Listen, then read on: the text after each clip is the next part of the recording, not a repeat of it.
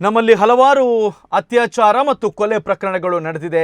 ಈಗಲೂ ಕೂಡ ಒಂದಷ್ಟು ಕೇಸ್ನಲ್ಲಿ ಹಾಗಿದ್ರೆ ಕೊಲೆ ನಡೆಸಿದವರು, ಅತ್ಯಾಚಾರ ನಡೆಸಿದವರು ಯಾರು ಅನ್ನುವಂತಹ ಪ್ರಶ್ನೆಗಳು ಕೂಡ ಇದೆ. ಇವೆಲ್ಲದರ ನಡುವೆ ಕೇರಳದಲ್ಲಿ ನಡೆದಿದ್ದಂಥ ಒಂದು ಘಟನೆ ಎಲ್ರಿಗೂ ಕೂಡ ಗೊತ್ತಿರುವಂಥದ್ದೇ. ತನ್ನ ಮಗಳನ್ನು ಅತ್ಯಾಚಾರ ಮಾಡಿದ ಆರೋಪಿಗೆ ಕೋರ್ಟು ಸಾಕ್ಷ್ಯಾಧಾರದ ಕೊರತೆಯಿಂದ ಆತ ನಿರಪರಾಧಿ ಅಂತ ಬಿಡುಗಡೆ ಮಾಡುತ್ತೆ. ಆದರೆ ತಂದೆಯ ಕೋರ್ಟ್ನಲ್ಲಿ ಅಥವಾ ತನ್ನ 13ರ ಹರೆಯದ ಮಗಳನ್ನು ಕೊಂದಂತಹ ಅಪ್ಪನ ಕೋರ್ಟ್ನಲ್ಲಿ ಆರೋಪಿಗೆ ಮಾತ್ರ ಯಾವುದೇ ರೀತಿಯಲ್ಲೂ ಕೂಡ ಖುಲಾಸೆ ಇರಲಿಲ್ಲ. ಹಾಗಾಗಿ ತನ್ನ ಮಗಳನ್ನು ಅತ್ಯಾಚಾರ ಮಾಡಿ ಕೊಲೆಗೈದ ಆರೋಪಿಯನ್ನು ತಂದೆಯೇ ಕೊಂದು ಆನಂತರ ಸಾಕ್ಷ್ಯಾಧಾರದ ಕೊರತೆಯಿಂದ ಕೋರ್ಟು ಅವರನ್ನು ಕೂಡ ಬಿಡುಗಡೆಗೊಳಿಸಿದಂಥ ಒಂದು ಘಟನೆ ಕೇರಳದಲ್ಲಿ ನಡೆದಿತ್ತು. ಒಂದು 10 ವರ್ಷದ ಹಿಂದೆ ಹೋಗಬೇಕು. ಶಂಕರ್ ನಾರಾಯಣ 75ರ ಹರೆಯದ ವ್ಯಕ್ತಿ. ಇವತ್ತು ನಾವು ಈ ಸುದ್ದಿ ಮಾಡೋದಕ್ಕೆ ಕಾರಣ ಕೇರಳದಲ್ಲಿ ನಿನ್ನೆಯಿಂದ ದೊಡ್ಡ ಸುದ್ದಿ ಇದು. ಮತ್ತೊಮ್ಮೆ ಅವರು ಈ ಸಮಾಜದಲ್ಲಿ ದೊಡ್ಡ ಮಟ್ಟದಲ್ಲಿ ಸುದ್ದಿ ಆಗೋದಕ್ಕೆ ಕಾರಣ ಶಂಕರ್ ನಾರಾಯಣಂತಹ ಒಬ್ಬರು ಅಪ್ಪ ನಮ್ಮ ಸಮಾಜದಲ್ಲಿ ಇದ್ದಾರೆ ಅನ್ನೋದೇ ಒಂದಷ್ಟು ಜನರಿಗೆ ಪ್ರೇರಣೆ, ಅವರ ಒಂದು ನಿರ್ಧಾರ. 75ರ ಹರೆಯದ ಶಂಕರ್ ನಾರಾಯಣ ಅವರು ನಿನ್ನೆ ನಿಧನವನ್ನು ಹೊಂದಿದ್ದಾರೆ. ಸೊ ಒಂದು 10 ವರ್ಷದ ಹಿಂದೆ ಹೋದರೆ 13ರ ಹರೆಯದ ಕೃಷ್ಣ ಪ್ರಿಯಾ ಎನ್ನುವಂತಹ ಹೆಣ್ಣು ಮಗಳನ್ನು ಅತ್ಯಾಚಾರ ನಡೆಸಿ ಕೊಲೆ ಮಾಡಲಾಗಿತ್ತು. 2001ರಲ್ಲಿ ಕೇರಳದ ಮಲಪ್ಪುರಂ ಜಿಲ್ಲೆಯ ಮಂಚೇರಿಯಲ್ಲಿ ಆಗಿದ್ದಂಥ ಒಂದು ಘಟನೆ ಇದು. ಇಲ್ಲಿ ಕೊಲೆಗಾರ ಅಹಮದ್ ಕೋಯ ಆತನೇ ಕೊಲೆ ಮಾಡಿದ್ದು, ಆತನೇ ಅತ್ಯಾಚಾರ ಮಾಡಿದ್ದು ಅಂತ ಎಲ್ರಿಗೂ ಗೊತ್ತಿತ್ತು.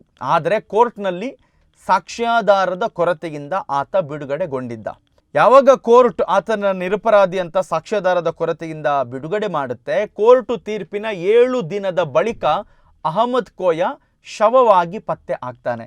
ಅಂದರೆ ಮಗಳನ್ನು ಫೋಟೋ ಇಟ್ಕೊಂಡಂಥ ಒಂದು ದೃಶ್ಯ ನಾವು ನೋಡ್ತಾ ಇದ್ದೇವೆ. ಆ ತಂದೆಯಲ್ಲಿ ಯಾವ ರೀತಿಯ ಆಕ್ರೋಶ, ಕ್ರೋಧ ಇರ್ಬೋದು.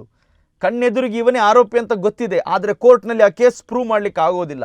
ಇವತ್ತಿಗೂ ಕೂಡ ಅದೆಷ್ಟು ಅತ್ಯಾಚಾರ ಮತ್ತು ಕೊಲೆ ಪ್ರಕರಣಗಳು ಇದೇ ರೀತಿಯಲ್ಲಿ ನಮ್ಮ ದೇಶದಲ್ಲಿ ಬಿದ್ದು ಹೋಗುತ್ತೆ. ಆದರೆ ಅಪ್ಪ ನಿರ್ಧಾರ ಮಾಡ್ತಾನೆ, ಕೋರ್ಟಿಗೆ ಆತ ನಿರಪರಾಧಿ ಆದರೂ ಕೂಡ ನನ್ನ ಕೋರ್ಟ್ನಲ್ಲಿ ಆತನೇ ಅಪರಾಧಿ ಅಂತೇಳಿ. ಸೊ ಕೋರ್ಟ್ ತೀರ್ಪು ಕೊಟ್ಟ 7 ದಿನದ ಒಳಗಾಗಿ ಅಹಮದ್ ಕೋಯ ಶವವಾಗಿ ಪತ್ತೆ ಆಗ್ತಾನೆ. ಶಂಕರ್ ನಾರಾಯಣ ಅವರಿಗೆ 2 ಸ್ನೇಹಿತರು ಸಹಾಯ ಮಾಡ್ತಾರೆ. ಒಟ್ಟು 3 ಜನ ಸೇರಿ ಅಹಮದ್ ಕೋಯನನ್ನು ಕೊಲೆ ಮಾಡ್ತಾರೆ.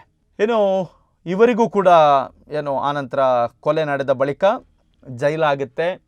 ಆರಂಭದಲ್ಲಿ ಇವರಿಗೆ ಜೀವಾವಧಿ ಶಿಕ್ಷೆ, 3 ವರ್ಷ 2 ಸ್ನೇಹಿತರಿಗೆ 3 ವರ್ಷ ಜೈಲು ಶಿಕ್ಷೆ, ಇದೆಲ್ಲವನ್ನು ಕೂಡ ಕೋರ್ಟ್ ವಿಧಿಸುತ್ತೆ. ಆದರೆ 2006ರಲ್ಲಿ ಕೇರಳದ ಹೈಕೋರ್ಟ್ ಶಂಕರ್ ನಾರಾಯಣ ಮತ್ತು ಸ್ನೇಹಿತರನ್ನು ದೋಷಮುಕ್ತಗೊಳಿಸಿ ತೀರ್ಪನ್ನು ಕೊಡುತ್ತೆ. ಯಾಕಂದರೆ ಇಲ್ಲೂ ಕೂಡ ಕೋಯಾನನ್ನು ಕೊಲೆ ಮಾಡಿದ್ದಕ್ಕೆ ಸಾಕ್ಷ್ಯಾಧಾರದ ಕೊರತೆ.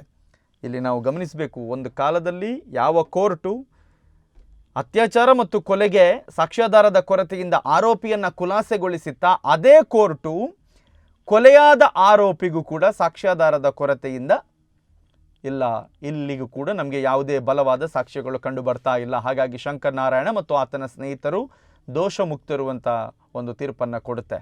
ಸೊ ತನ್ನ ಮಗಳಿಗಾಗಿ ಎಲ್ಲೂ ಕೂಡ ನ್ಯಾಯ ಬೇಡ್ಕೊಂಡು ಈ ಅಪ್ಪ ಹೋಗೋದಿಲ್ಲ. ಈಗ ನಾವು ಒಂದಷ್ಟು ಪ್ರಕರಣಗಳಾದಾಗ ಹೋರಾಟಗಳು ಇದೆಲ್ಲ ನಾವು ಗಮನಿಸ್ತೇವೆ. ಆದರೆ ಶಂಕರ್ ನಾರಾಯಣ್ ಅಂತವರ ತಂದೆ ಯಾರ ಬಳಿಯಲ್ಲೂ ಕೂಡ ನ್ಯಾಯಕ್ಕಾಗಿ ಅಂಗಲಾಚಿಕೊಂಡು ಹೋಗೋದಿಲ್ಲ. ಸರ್ಕಾರದ ಬಳಿಯಾಗಲಿ, ರಾಜಕಾರಣಿಗಳ ಬಳಿಯಾಗಿ, ಸಂಘ ಸಂಸ್ಥೆಗಳ ಬಳಿ ಹೋಗೋದಿಲ್ಲ. ಆದರೆ ನೇರವಾಗಿ ಅವರ 2 ಸ್ನೇಹಿತರ ಮೂಲಕ ಕೊಲೆ ಮಾಡಿದ ಆರೋಪಿಯನ್ನು ಕೊಂದು ಜೈಲು ಶಿಕ್ಷೆಯನ್ನು ಅನುಭವಿಸಿ ಆನಂತರ ಕೋರ್ಟ್ನ ತೀರ್ಪಿನ ಪ್ರಕಾರ ಹೊರಗೆ ಬಂದಿದ್ದರು. ಸೊ ಇಡೀ ಕೇರಳದಲ್ಲಿ ಒಂದು ದೊಡ್ಡ ಸುದ್ದಿಯಾಗಿತ್ತು ಇದು ಈ ಹಿಂದೆ.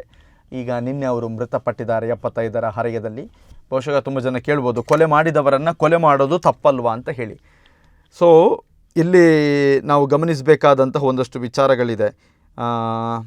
ಆರೋಪಿ ಆತನೇ ಹೌದಾ ಅಲ್ವಾ ಅನ್ನೋದಕ್ಕೆ ಸಾಕ್ಷ್ಯಾಧಾರಗಳು ಏನು, ಈ ಥರದ ಚರ್ಚೆಯನ್ನು ಮಾಡುವವರು ಕೂಡ ಇರಬಹುದು.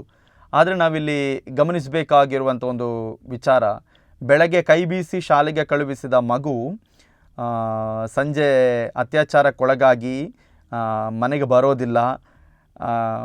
ಆ ತಂದೆ, ಆ ಮನೆಯವರಿಗೆ ಇರುವಂತಹ ಒಂದು ನೋವಿರ್ಬೋದು, ಮತ್ತು ಈತನೇ ಅದನ್ನು ಮಾಡಿದ್ದಾನೆ ಅನ್ನುವಂತಹ ವಿಚಾರಗಳು ಗೊತ್ತಿದ್ದರೂ ಕೂಡ ನಮ್ಮ ನ್ಯಾಯ ವ್ಯವಸ್ಥೆಯಲ್ಲಿ ಏನು ಸರಿ ಮಾಡಲಿಕ್ಕೆ ಆಗೋದಿಲ್ಲ ಅನ್ನುವಂಥ ಒಂದು ಆಕ್ರೋಶ ಏನಿದೆ, ಈ ನಿಯಮಗಳ ಮುಂದೆ ಎಷ್ಟು ಸರಿ ಎಷ್ಟು ತಪ್ಪು ಅನ್ನೋದಕ್ಕಿಂತ ಸಮಾಜದಲ್ಲಿ ಶಂಕರ್ ನಾರಾಯಣರು ಅವತ್ತು ಜಾರಿಗೊಳಿಸಿದ ತೀರ್ಪು ಏನಿದೆ, ನ್ಯಾಯಾಲಯ ಕೂಡ ಕಣ್ಣು ಮುಚ್ಚಿ ಸರಿ ಅಂತ ಹೇಳಿತ್ತು.